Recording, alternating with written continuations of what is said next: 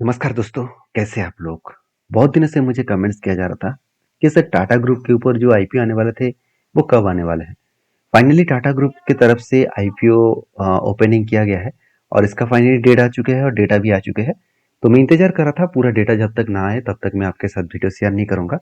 तो आज मैं डिस्कशन करूंगा टाटा ग्रुप के टाटा कैपिटल के बारे में। अभी टाटा कैपिटल होता क्या है? देखिए जितने सारे लोन्स वगैरह होते हैं, चाहे वो होम लोन्स हो, कार लोन्स हो, चाहे वो इंश्योरेंस हो, चाहे वो इन्वेस्टमेंट हो, तो इस तरीके से कैटेगरीज में कंपनी काम करते हैं। तो बेसिकली आप देखेंगे तो ये जो मतलब बिजनेस है, इस बिजनेस में बहुत सारा कंप्यूटर है। सबसे बड़े प्लेयर है Bajaj finance, Bajaj group, Bajaj Finserv. तो ये एक बड़े प्लेयर है।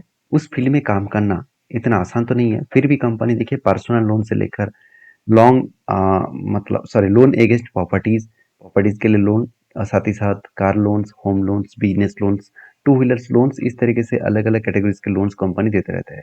साथ ही साथ प्री अप्रूव्ड लोन, साथ ही साथ loan against securities, credit card loan, mutual funds, wealth services, insurance, micro finance, साथ ही साथ रूरल जो इंडिविजुअल लोन्स, इस तरीके से हर कैटेगरीज का लोन बांटते रहते हैं।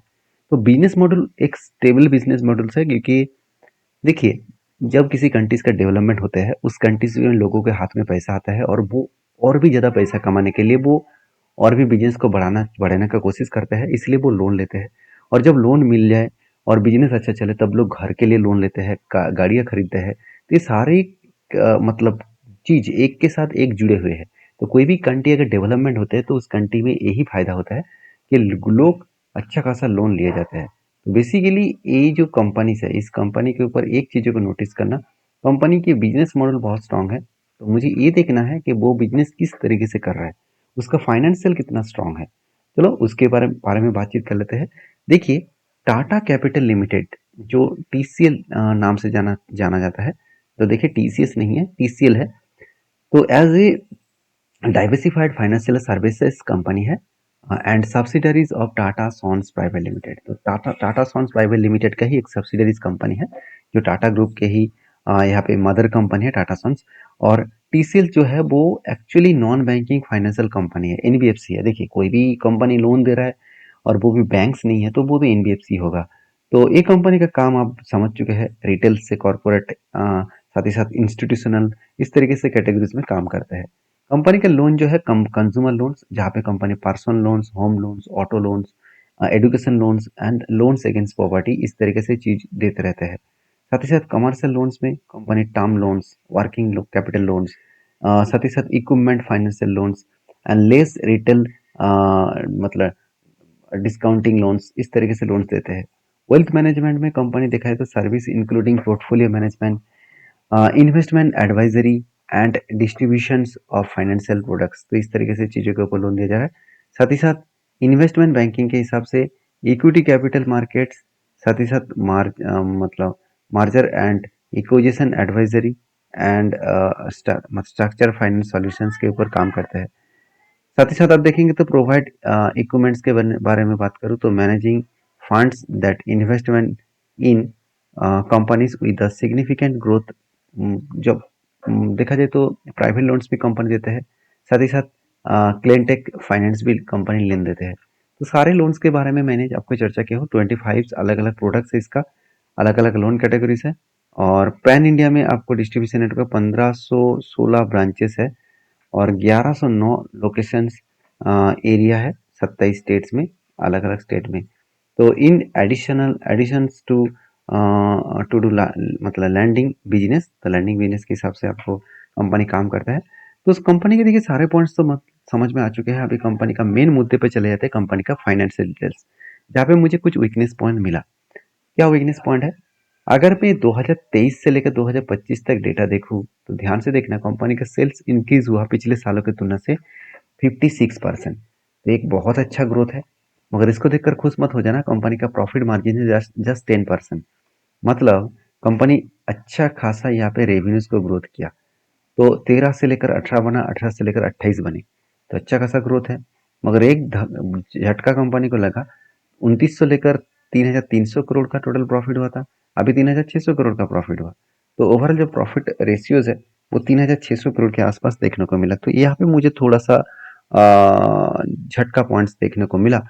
उसके बाद अगर मैं टोटल बोरिंग्स के बारे में बात करूं, जो कर्जा है उसके बारे में बात करूं, तो 1,13,000 के आसपास कंपनी का कर्जा था, वो बढ़कर 2 लाख कर्जा हो चुके हैं। अच्छी बात है, कंपनी का कर्जा बढ़ गया। तो आप कहेंगे ये क्या बात हुआ, कंपनी का कर्जा बढ़ा मतलब कंपनी तो खतरे में होगा। ऐसे बिल्कुल नहीं, एक एनबीएफसी है, इसको पहले खुद को लोन लेना पड़ता है, उसके बाद दूसरों को लोन देता है, और वहां से जो इंटरेस्ट मिलता है वो वही इंटरेस्ट से इसका बिजनेस चलता है, वही वही इंटरेस्ट इसका प्रॉफिटेबल होता है।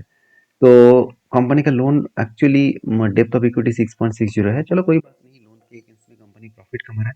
हाँ, प्रॉफिट मार्जिन बहुत कम है, इसका मतलब जो लोन कंपनी दे रहा है उसमें कंपनी प्रॉफिट ज़्यादा उठा नहीं पा रहा है, मतलब कमा नहीं पा रहा है। तो और भी बहुत सारे पॉइंट्स होते हैं जो पॉइंट्स यहाँ पे डेटा नहीं है। करीबन करीबन करीबन कंपनी देखा जाए तो छोटा मोटा तो कंपनी है नहीं, करीबन 1,38,000 करोड़ की कंपनी है। एक बढ़िया कंपनी है, मतलब एक बड़ा कंपनी है। आरओसी 12% के आसपास है, ठीक है, चलो कोई बात नहीं।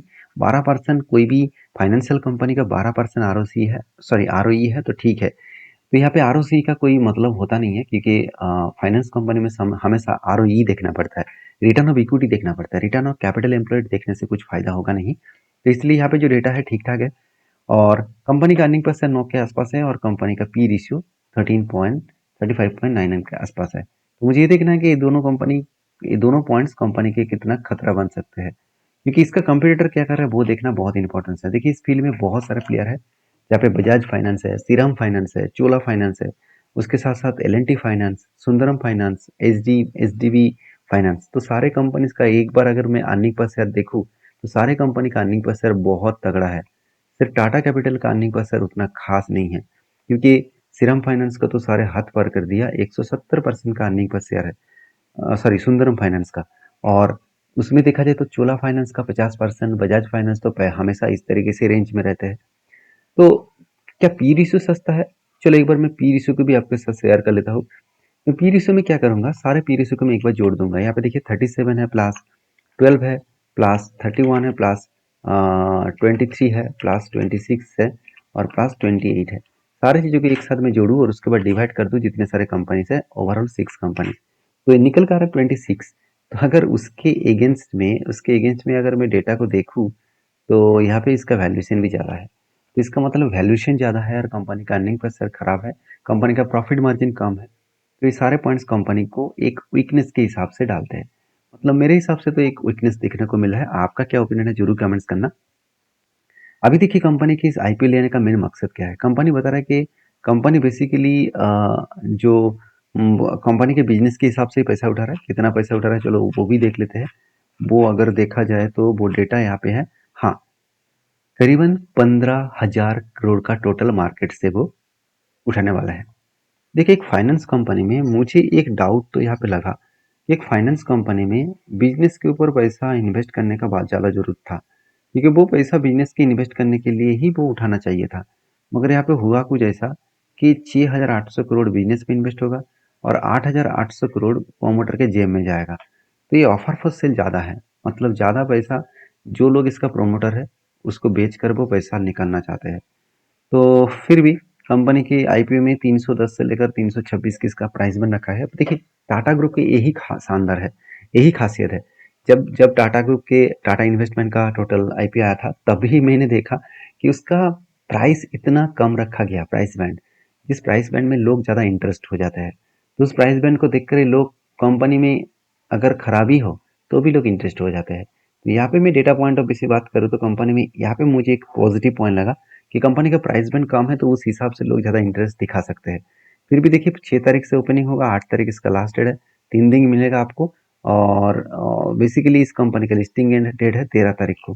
सबसे इंपॉर्टेंट पॉइंट है, रिटेल निवेशक के लिए एक लॉट के लिए 46 क्वांटिटीज रखा गया है, जो करीबन करीबन 15,000 के आसपास टोटल लागत यहाँ पे लगेगा। तो चलो, सारे पॉइंट्स मैंने आपके साथ मेंशन किया हो। अभी मेरे लास्ट पॉइंट दिखाना बाकी है। उससे पहले अभी तक लाइक नहीं किया, जरूर चैनल को सब्सक्राइब और वीडियो को लाइक कर दीजिएगा। अगर आपको वीडियो अच्छा लगे तो ही लाइक करना, क्योंकि इस तरीके से अपडेट्स मैं आपके साथ शेयर करता रहता हूँ। देखिए, जब टाटा इन्वेस्टमेंट का आईपीओ आया था तभी मैंने आपके साथ डिस्कशन किया, बताया था ये एक अच्छा खासा धमाका हो सकता है, क्योंकि टाटा ग्रुप की कंपनी है, लोगों का एक ट्रस्ट वहाँ पे जरूर देखने को मिलता है। तो ये भी देखिए, कंपनी में बहुत सारे पॉइंट्स तो वीकनेस है, फिर भी टाटा ग्रुप की कंपनी है और इसका पेरेंट कंपनी टाटा सॉन्स है, तो उसमें एक पॉजिटिविटी तो देखने को मिलता है। फिर भी देखिए कि इसका ग्रे मार्केट प्रीमियम 29 तारीख में 8% था, 30 तारीख में 6% बने, अभी 6% कंटिन्यू हो रहा है 1 तारीख में। मैं जब 1 तारीख में वीडियो बना रहा हूँ तो अब इस डेटा आपके साथ शेयर कर रहा हूँ। तो देखिए, शायद इस डेटा कितना चेंज हो तो वो आपको जरूर पता चलेगा। आपको मैं जरूर कहूँगा, आप इंतजार करिए, इस चैनल में फॉलो करके रखिए, सब्सक्राइब करके रखिए, आपको अपडेट मिल जाएगा। मैं लास्ट डे का मतलब है इस कंपनी के ऊपर लास्ट डे में मैं एक बार आपके साथ जरूर डेटा शेयर करूंगा। वो डेटा क्या है मैं आपको बता दूं कि ये जो 8 तारीख जो डेटा है ना, 8 तारीख इसका लास्ट अप्लाई करने का दिन होता है। मैं सुबह एक वीडियो आपके साथ शेयर करूंगा, आप सब्सक्राइब करके रखिए, तभी आपको पता चलेगा। सुबह एक वीडियो शेयर करूंगा, उस वीडियो में मैं डिटेल्स में चर्चा करूंगा कि कितने लोग इंटरेस्टेड है इस कंपनी के ऊपर, कितने बड़े इन्वेस्टर इसके ऊपर काम किया है, कितने बड़े इन्वेस्टर इसके ऊपर अप्लाई किया है। तो आपको भी पता चलेगा, वहां से क्लियर कट आपको व्यू मिल जाएगा कि इस कंपनी के ऊपर क्या होने वाला है। तो ये था पूरा डिटेल्स। वीडियो अच्छा लगे तो प्लीज लाइक कर देना। मिलते हैं नेक्स्ट वीडियो में, तब तक के लिए धन्यवाद।